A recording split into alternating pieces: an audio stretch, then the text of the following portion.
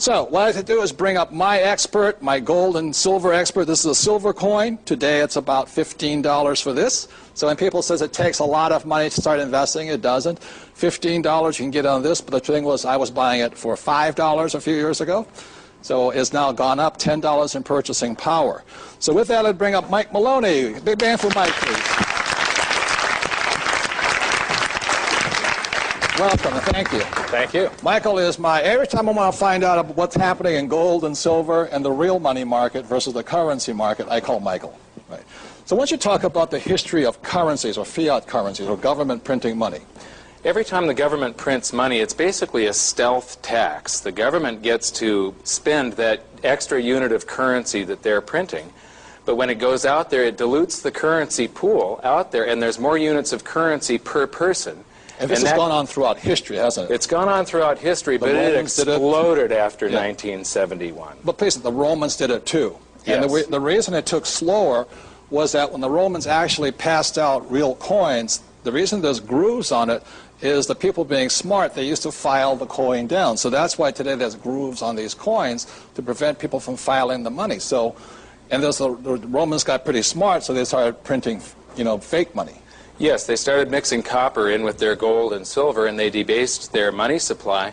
Eventually, they had minted so many coins that their system broke back down to the barter system. They couldn't pay their armies. It was one of the reasons that the Roman Empire collapsed, the reason Rome fell. And this has gone on throughout history, and now today the world is floating on currency, not money. Not money. Anything else you want to say about the history of currencies or advice you have for people? Well, there's been many, many, many fiat currencies in the past, and there isn't one that has survived. So far, they have a 100% failure rate. And in 1971, the US dollar became a fiat currency.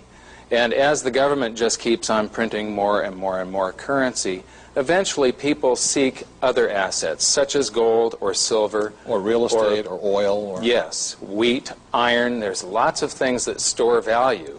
And you will find that if you look at history, that currencies don't store value. Right. And not that long ago, one of the reasons in 1933 that Adolf Hitler came to power was because the German government shifted from money to currency.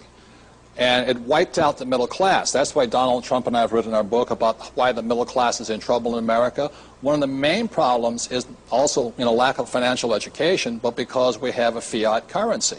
So many people think my house appreciated in value or gold has appreciated.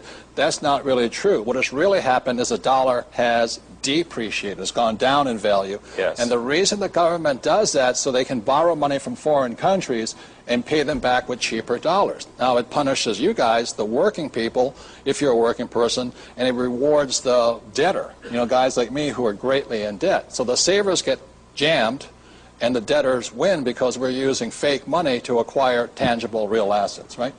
Exactly.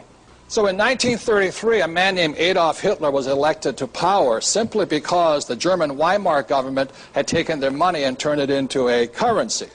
And so it got so expensive, the middle class had their savings wiped out. And the same thing has happened to my mom and dad. They couldn't save money simply because inflation, or actually devaluation of the dollar, is such a high rate of speed.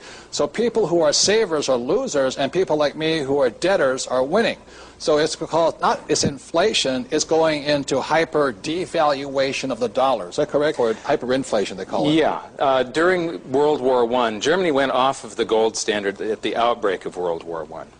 And then they increased their money supply. They printed so much money that the money supply increased by 4 times. One second. 4 times more. The reason they did that was to pay their bills. So it's like you writing bad checks. It's exactly the same thing.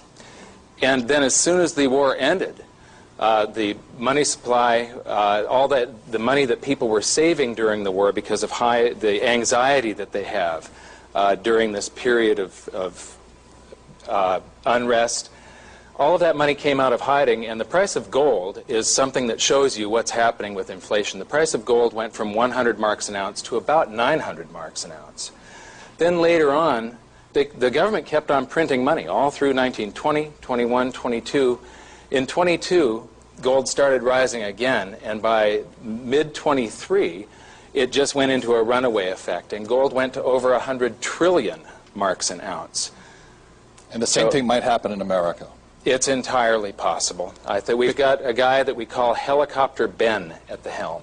Ben Bernanke, he believes in just spreading enough money around. So the savers will just continue to lose as long as we're willing to accept the money.